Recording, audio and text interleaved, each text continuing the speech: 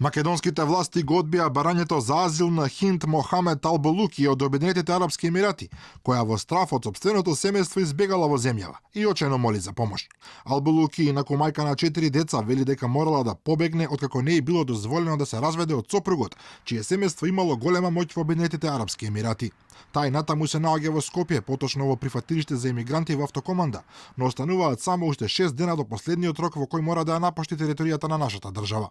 Сега бара азил во САД, Канада, Германија или Шведска со објаснување дека доколку биде депортирана назад би можела да настрада. That they will make my life hell, and that's all because Ми се заканија дека животот ќе ми се претвори во пекол, само затоа што побарав развод од сопругот. Дојдоа кај мене и ми го побараа пасошот со објаснување дека не може повеќе да ме веруваат. Се разбира, кога ти го бараат пасошот, знаеш дека нешто се случува. Јас не сум толку глупава и затоа одлучив да побегнам. Јас сум мајка на 4 деца. Ниту една мајка не би ги напуштила туку така своите деца, но јас немав друг избор.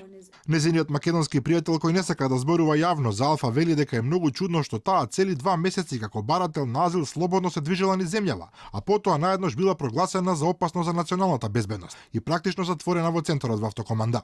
И тој повторува дека семејството на Алболуки е многу влијателно и дека по нивниот притисок врз високи функционери во земјава било одлучено таа да не добие азил. Дециден е дека во случај да биде депортирана назад во Обединетите арапски емирати ќе биде убиена. Од МВР пак за Алфа потврдија дека барањето на оваа жена за азил е одбиено бидејќи било утврдено дека не постои оправдан страф од прогон, односно не се утврдило дека именуваната е прогонета поради својата раса, вера, националност, припадност на одредена социјална група или политичко уверување и не постојат причини да се верува дека доколку се врати во државата чиј државинин е, ќе се соочи со реален ризик од претрпување на сериозни повреди.